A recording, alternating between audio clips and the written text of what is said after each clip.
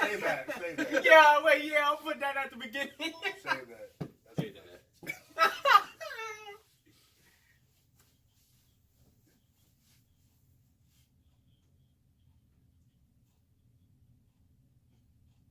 All right. Yeah, bye. What do you say? I just meant forget. How you gonna forget your phone in my truck and then tell us to call you on your work phone? Like, I'll save your phone at work. no, he has his phone in my truck. He left it in there. Oh, okay. Oh, okay, I see what you're saying. Yeah. All right, let's get straight to it. All right. Somebody got the top. What's? Yeah, I got it. No, all right, I I got it. I know. All right, let's go. All right. All right, here we go. I can. Because what you dealing with here is the brotherhood. Can you dig it, sucker? Say that. Yeah, wait, yeah, I'll put that at the beginning. Say that. Say that.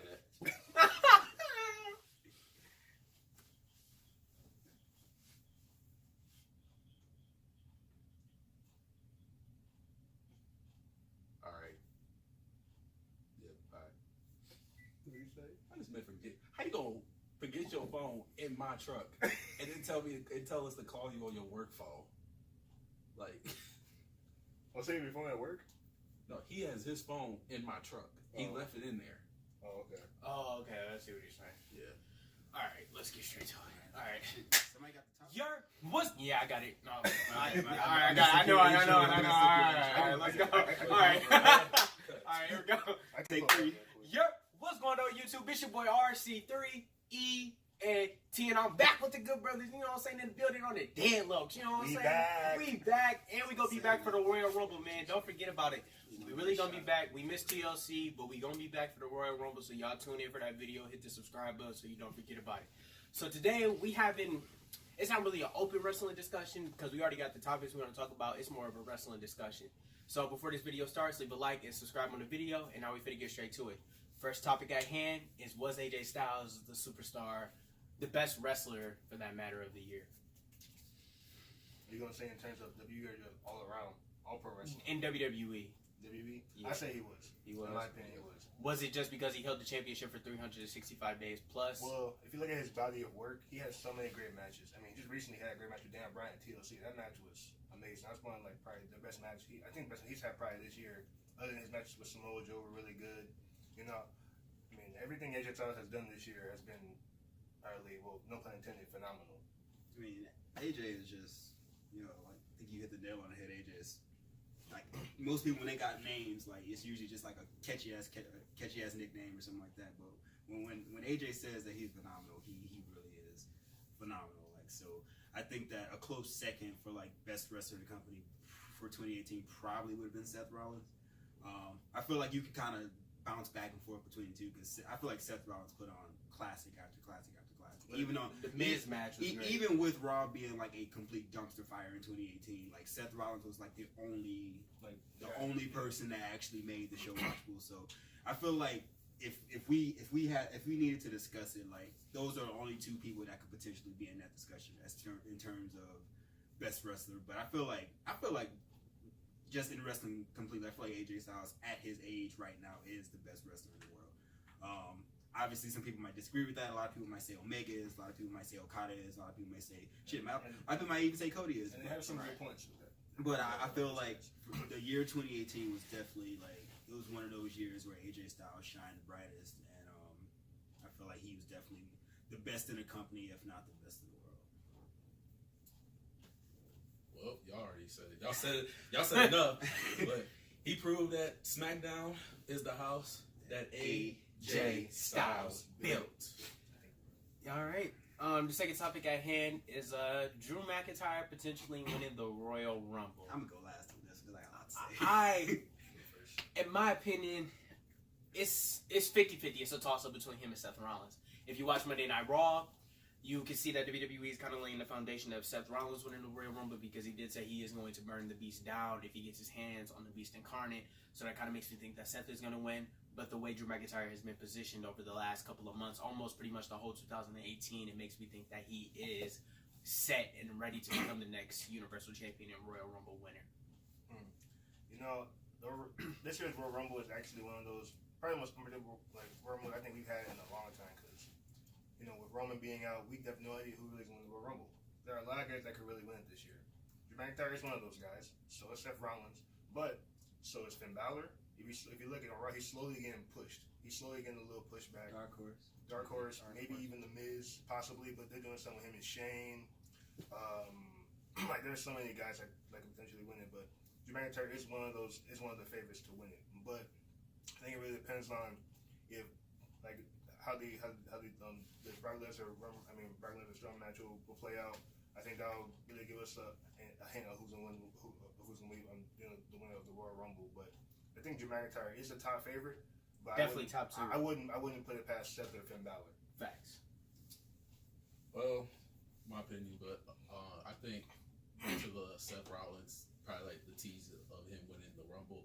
They also said that Roman Reigns been kind of pushing creative for Seth Rollins to win the Rumble.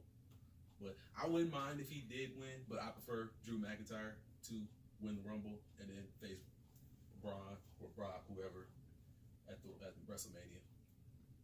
But Who do you think will put on the better match between the two? Drew versus Braun or Drew versus Braun? Drew and Braun. I think that would be the best. And that's what's kind of built up the past, back in October. It's been slowly building back in October. So Drew McIntyre is definitely like you look at Drew when he was first in the company, and this man was a part of 3MB and all this, and if you had told me 4 or 5 years ago that Drew McIntyre would be doing what he's doing right now, I probably wouldn't have believed you. That man literally left, reinvented himself, and came back, and he has been on a rampage since then. When they call this man the Scottish psychopath, that is he plays that role to the fucking, he plays it perfectly. So I think that especially with the rumor going around that Brock isn't factored into any WrestleMania plans right now, I think that they're gonna use this new era to finally give Braun the title, because he should have had it at Crown Jewel, a long fucking time ago, and they ruined that opportunity.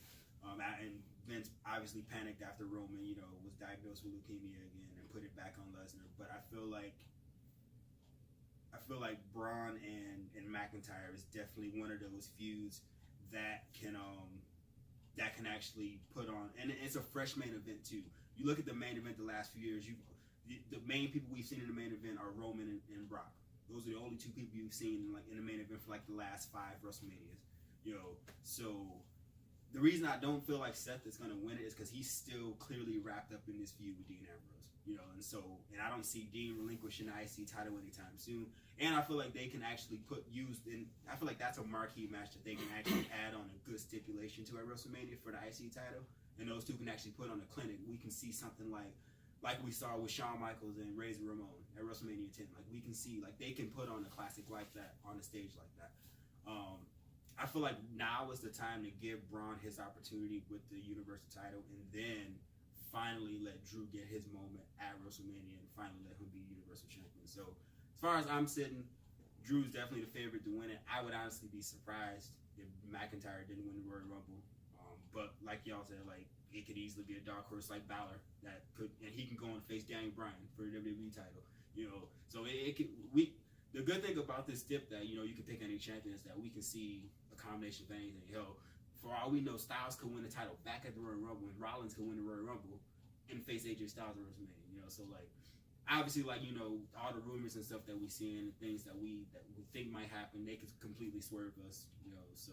But I want to see Drew win it. I'm a big fan of Drew and Braun Strowman, so it's a must win for Braun Strowman for sure at Royal Rumble. And it's definitely I think it's Drew's time to finally, take that next step towards the title, because what the hell else can he do at WrestleMania? So win the tag team titles with a little nigga again. No, because if you think about it, him and Braun both kind of need it. You saw how poorly they used Braun last year at WrestleMania. Yeah, so they both have the star power to actually main event and actually make that title relevant for once, especially since the title match got booed out of the building last year. So that should definitely be the move for WWE. And if Braun loses that Royal Rumble, he better not think about going after the Universal title no more. they should just move him to SmackDown at that point. If they're not gonna let him beat Lesnar, like they might as well just move him over. But Braun deserves to win it. So I hope that they take this new era shit seriously and actually give us what we want, and that's actually a full time. Speaking of people moving to SmackDown, Sasha Banks, she needs to do something because Sasha should have been moved to SmackDown. When they did that shakeup, they should have moved her to SmackDown. there's a lot of superstars. They should have moved Balor to SmackDown. Both of them need to be moved. Like they just moved jobbers during that shakeup. Like they moved a couple Chad. of, like they moved very few like big names during the superstar shakeup. So it's actually kind of a waste. But yeah, Sasha, I'm mad because like Sasha, like all her championship, Mr. Mid-Champ, what, 5 times? 5 times, and each time she literally lost it on her first defense. You know, so like you got like a star candidate or a star like with somebody with star quality like that, and you literally let her job out on every first title defense. You know, so She dropped it to the same person 5 times in a row. whoa, not Bliss. Bliss was. Oh yeah, well 4 times in a row Yeah, she dropped it to Bliss the same was the person. fifth, Then but- Bliss. Yeah, like I don't like this. I'm tired of seeing her and Bailey like like. They should have just went with the way they had it before Sasha turning on her. But they versa. making it clear, like especially with the and that's what disappoints me too, because I feel like with this women tag title shit coming soon, like we ain't gonna see Sasha in the title picture for a long time, you know. And quite frankly, like Ronda Rousey is running out of challengers on Raw. You know, like she already faced Natty Trash ass. I don't think she faced Ruby Riott for the title, but she faced Alexa, she faced Nia, you know, like she faced Nikki Bella, you know, like so you running out of realistic challenges for Ronda Rousey, like, and that's the issue that I have with these undefeated streaks is that at some point, you know, you make it difficult for that person to actually, so for it to be believable for that person to be beat. Like if you look at Undertaker's streak, like you know, swing away from I know, but just follow me.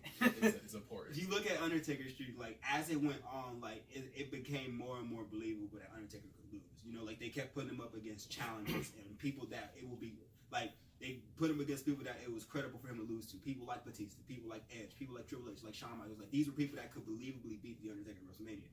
So with these streaks, you know, I'm not against undefeated streaks, but at some point, like you gotta ask yourself, who the hell is gonna beat Rousey? So Sasha is definitely somebody that I can see having a good feud with Ronda Rousey, but like if she's trapped in this tag team with fucking Bailey and we see in the same 6 women tag matches every week, like, you know, I feel like her and Bailey have already lost a shit ton of star power, as is. They're better on their own. They are. They're much better. Well, Vince, Bailey, not yeah. so much, but But Vince just messed that up off jump when after she beat Charlotte for the championship, Bailey just it was a wrap for her. But Sasha can still be replenished, but you have to move her to SmackDown because there's a lot more people on SmackDown that she meshes with and that she has better matches with. You can even throw her in a feud automatically with Charlotte. Especially considering the fact that they're probably going to move Becky Lynch over to Raw. So So then that means you can make a trade, like you so-called make trades, Becky for Sasha. There you go. Automatically, you have a But superstar. they could also be, you know, they could also be potentially setting us up for a moment when we got all the 4 horsewomen on the same show. I wouldn't be surprised, honestly, if we saw the 4 horsewomen match at SummerSlam this year, when we see Baszler, Rousey, Jessamine Duke, and Shafir all together on Raw, taking on Banks, Bailey, you know, Becky and Charlotte. You know, it wouldn't surprise me. And that match wouldn't even need to be like a heel feud or a heel Literally face can kind just of be match. 2 It could literally teams just be that have like, so much star we power. the baddest bitches in the company versus we think we the baddest bitches in Right. the company. You know, and obviously, like, I'd be pissed if the WWE horsewomen didn't win because, you know, fuck that UFC shit. But, you know, I feel like that's kind of what WWE is setting up for, and like they're slowly setting up. And I feel like they're gonna introduce all of the other 4 horsewomen from people NXT, yeah. eventually, because Baszler definitely about to get called up. And shit, as far as we know, like for the women tag team titles, don't be surprised if we end up seeing Bailey is Jessamine Duke and Marina Shafir in that tournament for those titles. Like, don't be surprised if we see that, because those two really don't even need to stay in NXT long term, because I don't see them as like singles challengers for the women's title. Not at all. I see them get caught up with Baszler, honestly. Well, let me going back to what we're like, the Sasha Banks thing on SmackDown. I mean, SmackDown obviously is 2 hours. I mean, them going to Fox in October, you're gonna need a lot more star power. Oh shit, that is happening this year. Especially with the women's division. Obviously, the only three women to have on SmackDown really right now are just really the big three of Asuka, Becky, and They're doing some good stuff on SmackDown. Yeah. Like with they women, they're doing some good stuff. Like I feel like they can make that too. Like they can make it work with SmackDown. You know, because you said we got the Naomi and Mandy feud, which is actually it's weird, but it's interesting. Like I'm not bored of it. You know, like you got Asuka and Becky and Charlotte. You know, like SmackDown does a good job of utilizing the little time that they do give their women's superstars. So I feel like Sasha going to SmackDown will help her out. I mean, help Becky out a lot. I mean, even though she was on there for 2 years and really didn't get to the point where she is now, I feel like if they give Sasha that type of moment that Becky had at SummerSlam back in August, I feel like we can see a resurgence of the old Sasha Banks in NXT. So hopefully she does go to SmackDown when they have like another draft or shakeup. Hopefully that'll happen after WrestleMania or whatever they do. But Sasha needs to go to SmackDown whenever they can get a chance to, and I think she'll thrive there. We need that NXT Bayley back too. Honestly, like that was the Bayley you wanted to cheer for. It wasn't the Bayley that made you cringe every week. Like that was the Bayley that we all enjoyed cheering for because she was such a good baby face. So now that Triple H is like back, you know, with some control, like hopefully we can start to see more NXT on the main roster than past years. Anything to say, Cam, about Sasha Banks from SmackDown? Sasha can get it too. Yeah. Sidebar. P.S. Well, they said it again. But Oh, man. But if she go to SmackDown, at least we don't have to hear Michael Cole say it's boss Oh time. my god! And if Like Mike, every Monday. if Mike Tom starts saying it, I'm gonna pull up on him. Mike Tom, If he starts saying that shit every week, I'm gonna pull up on his ass. It's the boss. Like, oh my god. But next topic tag team. Next topic at hand is the best tag team in 2018. Are we doing all pro wrestling? Because I already know my pick is. We just doing it in WWE. We do I don't WWE, watch, yeah. because I don't watch the other stuff But like still, that. I mean, you gonna say Young Bucks? Right, the I mean, Bucks. I I mean- mean, of course, but like, I don't feel like the Young Bucks are better than the Usos. That's just me. in my opinion. and Like I feel like the Young Bucks are good, but I don't think I feel like the Usos are they're literally the workhorses of the tag team. like the Usos are. No, that's the tag division. Facts. You think of tag wrestling, you think of the Young Bucks. But that's neither here or there. We'll stick with WWE. I'll go. Of Don't course, I'm speak gonna go. for me. I'm gonna go. I don't think about the Young Bucks. I think about the Usos. Oos. Like, Boy. So go ahead. it's definitely the Usos. Or Even New Day. It's it's a Are we- toss-up. Are we including You NXT? should include NXT though. Oh, I mean, Well, you. I mean, We it's can. obvious. It'd be. yeah, it's obvious. We can include. let Rob Yeah. go first and say who he is. Okay, so I got the Usos. Even though they're not the tag team champions, they're going to be the tag team champions soon. But the Usos are the workhorses of the tag team division. They can put on a good match on almost anybody. They go out there and steal the show every time they step foot in that ring. You know, super kick after super kick, splash, splash. Like they can go. The way they wrestle, it seems like they can go for hours and upon hours because that's how good they are. They just work really well together in the ring. And once they become tag team champions, I think they're going to hold them for a very long time at this point because at that point that'll be the sixth time they've been tag team champions and they haven't had a sufficient reign with the titles over like 102 days. So I think like a 200 plus day reign for them will be great for their careers. And maybe after that they can split up and go their separate ways and see how well they can do just being without each other for a little bit.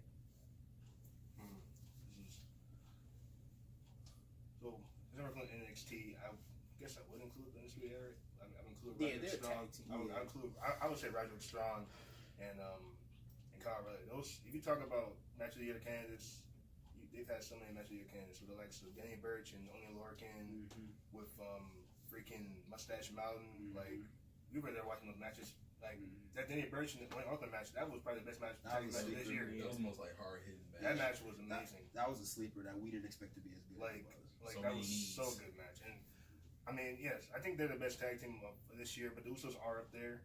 I mean, they put on some classics, but O'Reilly and Strong have put on some instant classics this year too.